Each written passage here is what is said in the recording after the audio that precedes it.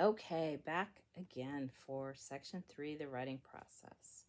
My students have told me several times, this is question number 1, that they don't know what to write about. And I too have found myself dealing with the same thing when I sit down to write. How can I help students come up with an idea that they will be able to stay focused on and inspired on? And what can I do when they're suffering from writer's block? Okay, so something that I do with this is I try to give them as many open ended ideas to think about and choose from that I can. And then also give them the choice, if none of that interests them, to write on something that they have an idea about. So I won't give them 1 or 2 prompts, I'll give them 10. And I'll tell them to choose one and write about it. And it might be a process of a prompt. You know, what was what's a I might put 10 different color words on the board and say, pick one of those words and write something that color reminds you of, or just start here, write the word orange on the top of a page and then just free write from there.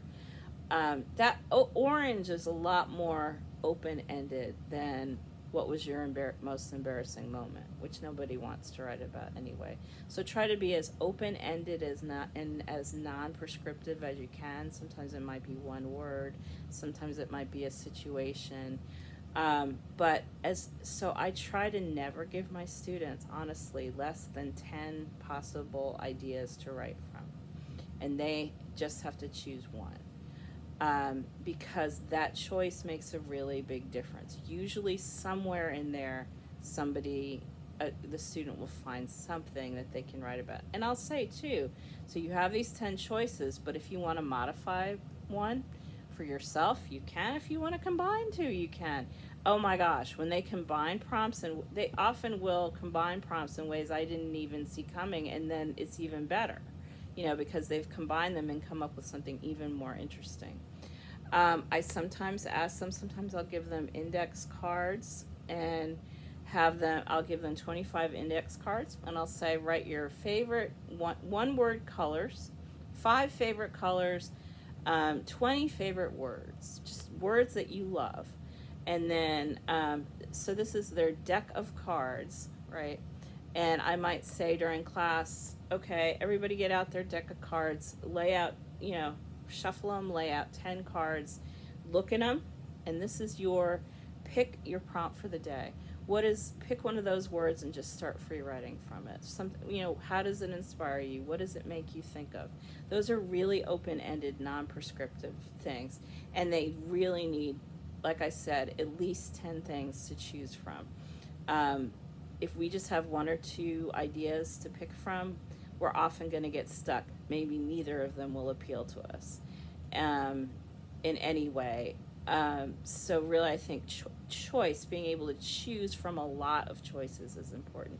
And then the final choice always being, but if there's something else that you want to write about, or a way that you want to, revise the prompt I've given you, go for it. But I try almost always to give them lots of options, and I try to give myself lots of options. For example, even when I'm writing like a larger project, like an essay or a piece of fiction or a book, right? I have a list of different things I know that I want scenes I want to write, those kinds of things. I have a list of that. And when I sit down to write, I don't go in order. I don't say, now I'm going to write number 1, then I'm going to write scene number 2. I actually sit down and look at what my ideas, and think, what do I want to work on today? What do I feel like working on today? And that helps me not be blocked. Now, it may be that I worked on scene 1 the day before, and now I'm like, I think I want to work on scene 2. But I might feel stuck on scene 2, and I might think I might want to work on scene 19 because I feel like I could really do some good things with that today.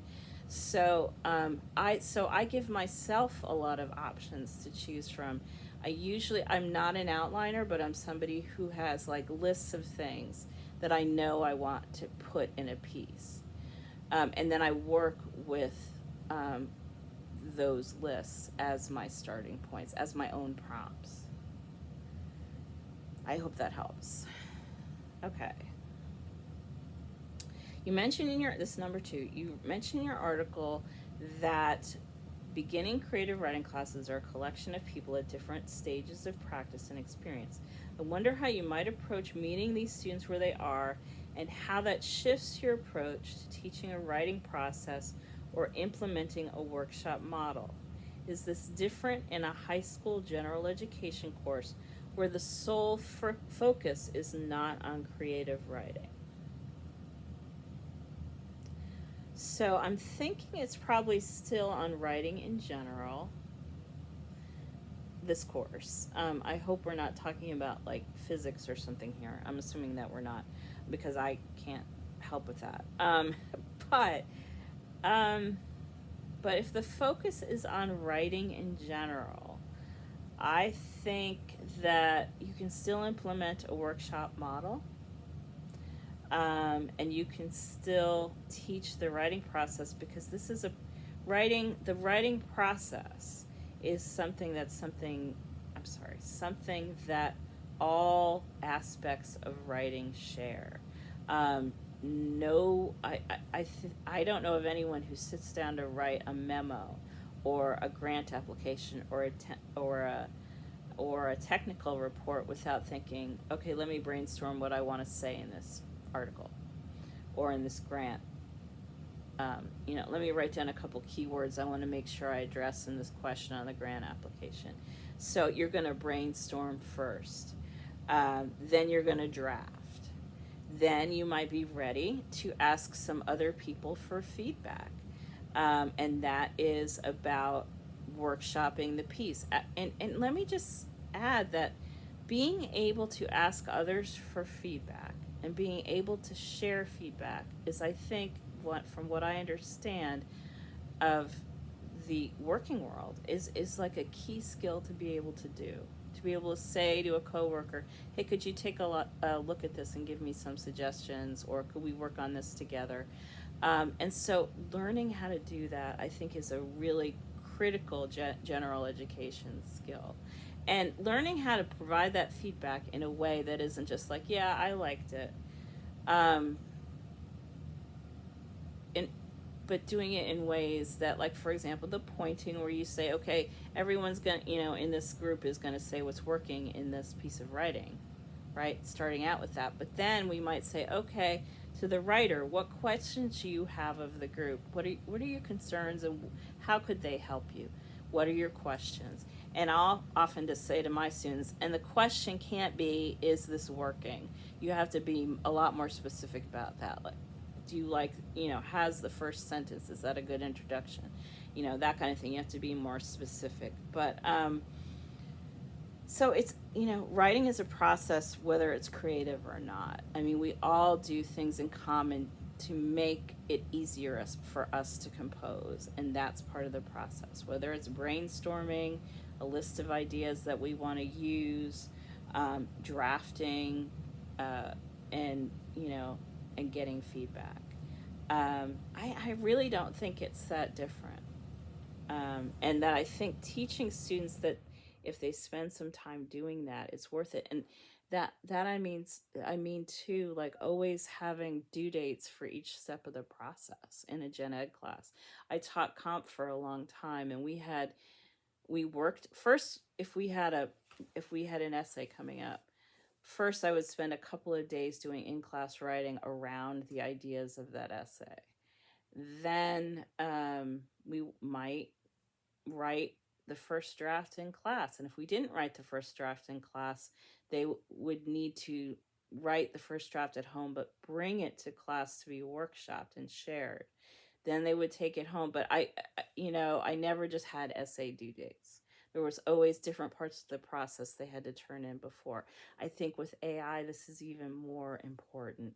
That what's important is the process, not the final product. So if you have them brainstorming in class, and if you have them writing a draft in class, and then they have to turn that into you, you've got all of their process laid out. And it shows them how important that process is for them as writers, um, and that they can't just take it from something else. Okay, let's see.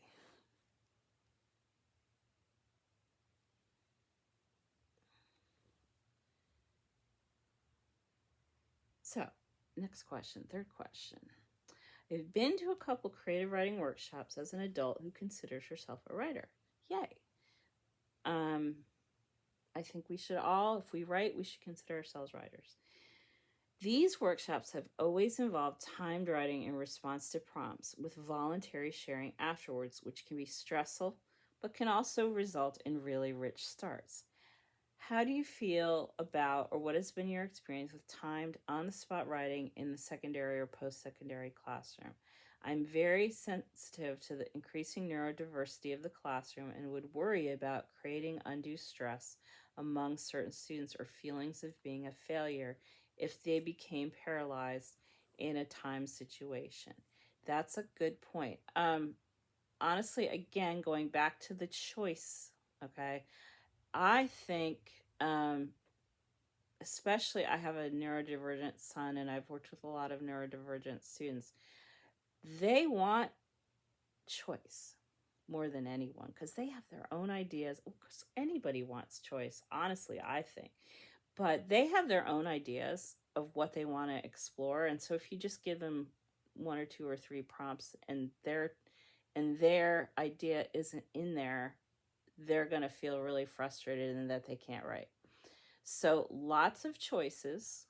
And then also, and again, the qualifier, if you can't see anything in this list of 10 things or ideas, then, and you have an idea you want to work on, that's fine.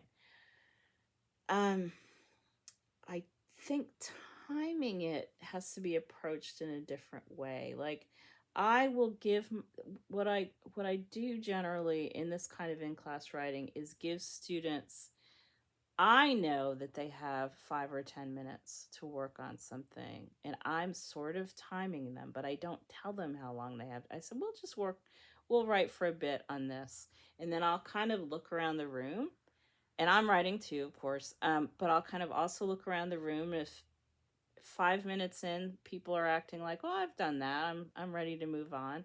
Then I'll move most of the class on. But the idea too is if somebody gets into something and they want to keep writing, that's fine. I'm not going to stop them.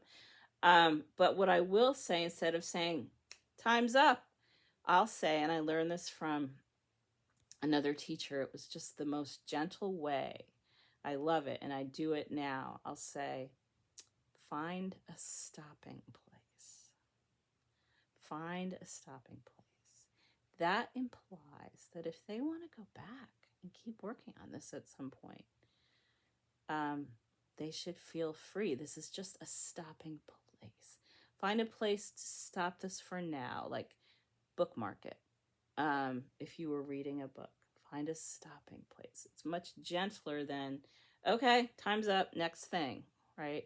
And then I think that can take some of the stress off that as well. I'm not a huge fan of saying something is timed. I know students have to deal with timed writing. I hate that they do. But as much in our classrooms as we can kind of read the room and be like, well, I'm going to give them 5 minutes to work on this, or 10. But if it's 10 minutes and like half the room is still really writing, I'm not going to stop them. If I have 1 or 2 students really writing, I might say, see if you can find a stopping place to the whole class. If those students still can't find a stopping place, I might kind of let them keep going. But I don't want to introduce too much of the stress of things being timed.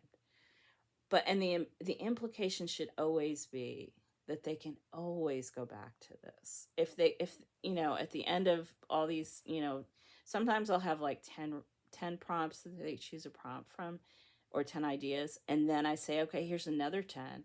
choose an idea from this after they've done the first one. But the implication always is that if they find something that is just gold for them, they can keep writing on it. They don't have to switch gears. And they're never a failure if they don't want to stop something. Or if they think this isn't working for me, so I'm going to try something else. Okay.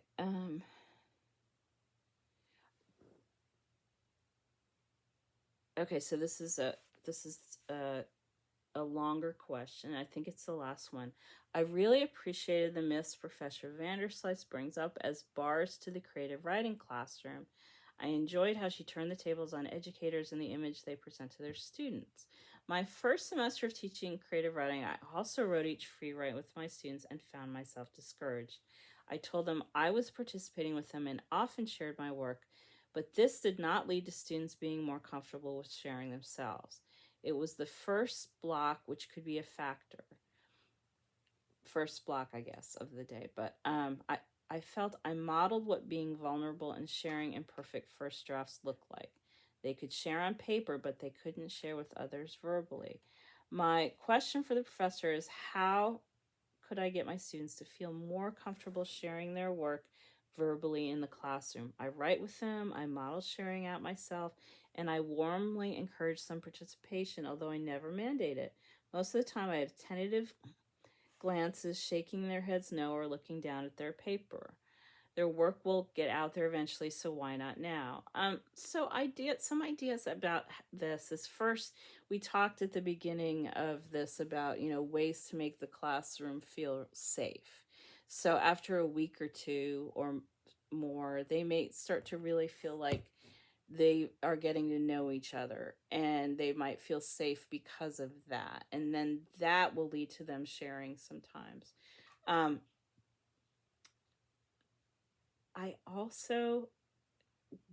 always write with them, but I never share first. And sometimes I don't get to share at all because of this. I'll say what I'll say is, okay, we're going to choose from these 10 prompts. Pick one of these, write about it, and then when we're finished, I'll see if anybody wants to share. I will share, and they definitely see that I'm writing and I'm really into it. But I probably won't share unless nobody else shares. And even if I do, I will do it in a way that's like, oh, this is just a draft, don't worry about it. And I try to share my drafty draft stuff. Sometimes if you have a smart board and a computer or something like that, I will write my draft up on the smart board. I mean, I will write it on the computer so it's appearing on the smart board, so they see I'm doing it and they can read it if they want. But I still may not share it. So that's me, that's me being vulnerable with them and letting them see what I'm doing, but not necessarily sharing with them. I think sometimes when the teacher shares, it can be intimidating because you are the teacher. I will only, if I really want to share, or if no one is sharing, will I share. But that can itself really backfire.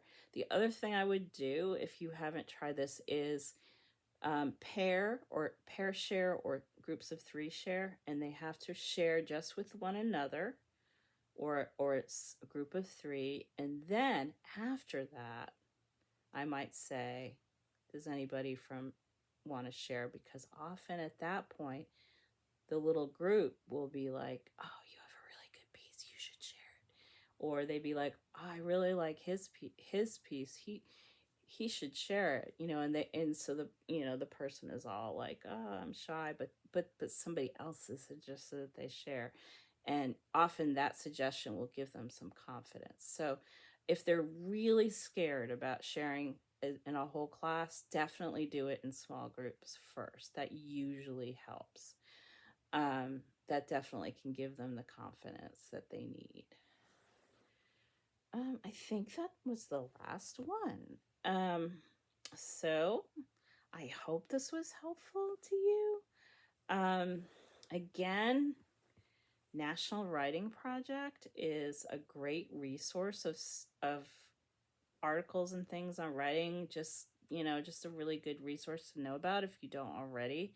It is an institution that was set up, gosh, 50 years ago, to encourage teachers to also be writers, because people who feel empowered to write empower other people to write, and that's including their students. Um, Being a part of the writing project for 20 years changed me as a teacher, made me a better teacher, and their resources are also incredible. So I highly recommend looking into that, and maybe there's even a site at your university. I should have looked that up beforehand, but I didn't think of it. Anyway, it's a great resource of places to look for research about teaching, and ideas for the classroom.